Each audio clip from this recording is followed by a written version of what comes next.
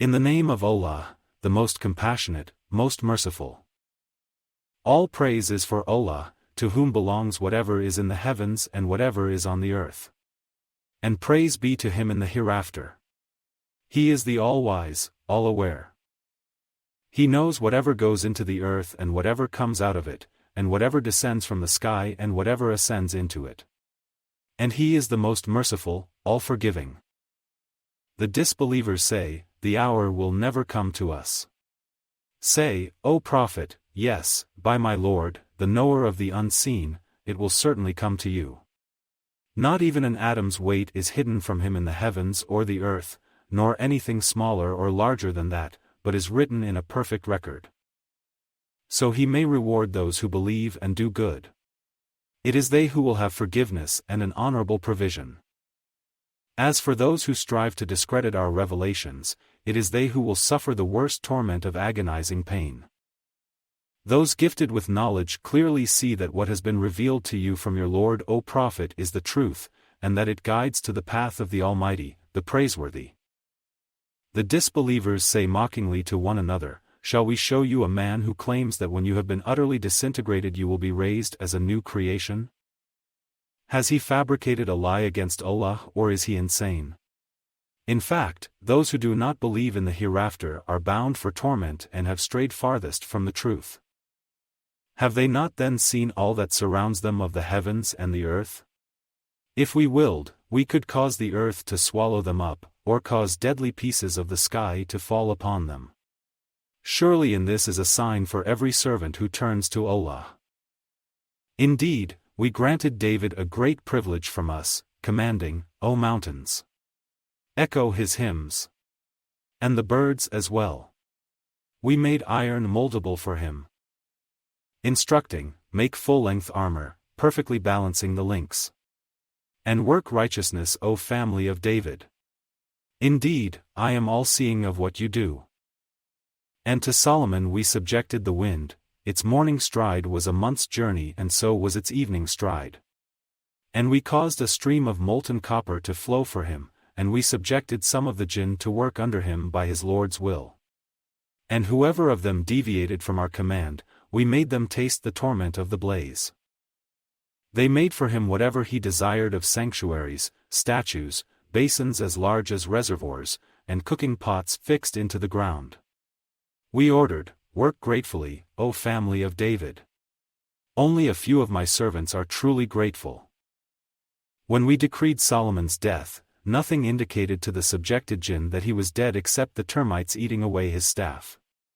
So when he collapsed, the jinn realized that if they had really known the unseen, they would not have remained in such humiliating servitude. Indeed, there was a sign for the tribe of Sheba in their homeland, 2 orchards, one to the right and the other to the left. They were told, eat from the provision of your Lord, and be grateful to him. Yours is a good land and a forgiving Lord. But they turned away. So we sent against them a devastating flood, and replaced their orchards with 2 others producing bitter fruit, fruitless bushes, and a few sparse thorny trees.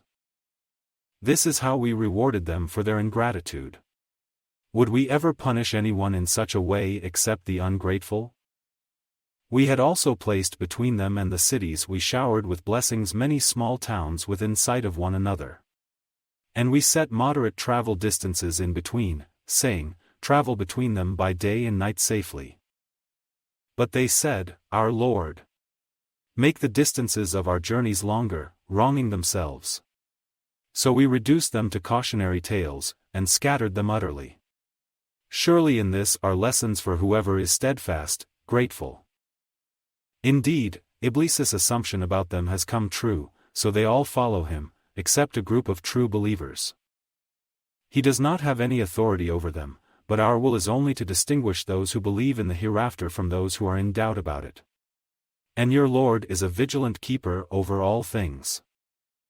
Say, O Prophet, call upon those you claim to be divine besides Allah.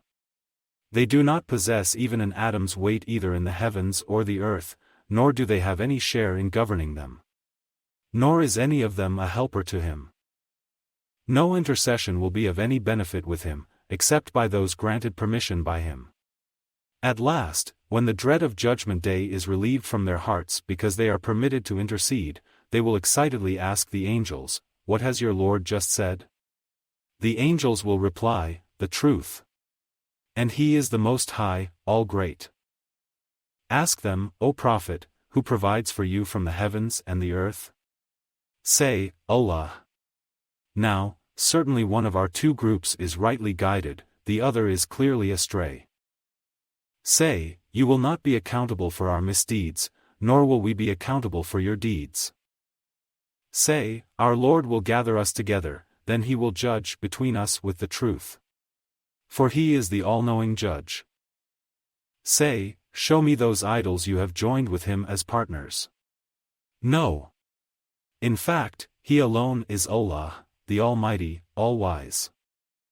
We have sent you, O Prophet, only as a deliverer of good news and a warner to all of humanity, but most people do not know. And they ask the believers, "When will this threat come to pass, if what you say is true?" Say, "O Prophet, a day has already been appointed for you, which you can neither delay nor advance by a single moment." The disbelievers vow, "We will never believe in this Qur'an, nor in those scriptures before it." If only you could see when the wrongdoers will be detained before their Lord, throwing blame at each other. The lowly followers will say to the arrogant leaders, "Had it not been for you, we would certainly have been believers." The arrogant will respond to the lowly, "Did we ever hinder you from guidance after it came to you? In fact, you were wicked on your own." The lowly will say to the arrogant, "No. It was your plotting by day and night, when you ordered us to disbelieve in Allah and to set up equals with Him." They will all hide their remorse when they see the torment. And we will put shackles around the necks of the disbelievers. Will they be rewarded except for what they used to do? Whenever we sent a warner to a society, its elite would say, "We truly reject what you have been sent with," adding, "We are far superior to the believers in wealth and children, and we will never be punished." Say, "O Prophet, surely it is my Lord who gives abundant or limited provisions to whoever He wills. But most people do not know. It is not your wealth or children that bring you closer to us. But those who believe and do good, it is they who will have a multiplied reward for what they did, and they will be secure in elevated mansions. As for those who strive to discredit our revelations, it is they who will be confined in punishment." Say, "O Prophet, surely it is my Lord who gives abundant or limited provisions to whoever He wills of His servants. And whatever you spend in charity, He will compensate you for it. For He is the best provider." And consider the day He will gather them all together, and then ask the angels, "Was it you that these polytheists used to worship?" They will say, "Glory be to you. Our loyalty is to you, not them." In fact, they only followed the temptations of evil jinn, in whom most of them had faith. So today neither of you can benefit or protect each other. And we will say to the wrongdoers, "Taste the torment of the fire, which you used to deny." When our clear revelations are recited to them, they say, "This is only a man who wishes to hinder you from what your forefathers used to worship." They also say, "This Qur'an is no more than a fabricated lie." And the disbelievers say of the truth when it has come to them, "This is nothing but pure magic." They say so even though we had never given them any scriptures to study, nor did we ever send them a warner before you, O Prophet. Those destroyed before them denied as well, and these Meccans have not attained even 1/10 of what we had given their predecessors. Yet when they denied my messengers, how severe was my response? Say, "O Prophet, I advise you to do only one thing, stand up for the sake of Allah, individually or in pairs, then reflect. Your fellow man is not insane.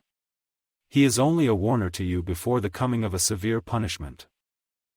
Say, "If I had ever asked you for a reward, you could keep it. My reward is only from Allah. And He is a witness over all things."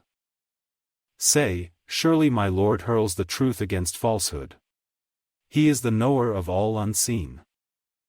Say, "The truth has come, and falsehood will vanish, never to return." Say, if I am astray, the loss is only mine. And if I am guided, it is only because of what my Lord reveals to me. He is indeed all-hearing, ever near. If only you could see when they will be horrified with no escape on Judgment Day. And they will be seized from a nearby place. They will then cry, we do now believe in it all. But how could they possibly attain faith from a place so far off from the world? While they had already rejected it before, guessing blindly from a place equally far away from the hereafter? They will be sealed off from whatever they desire, as was done to their counterparts before. Indeed, they were all in alarming doubt.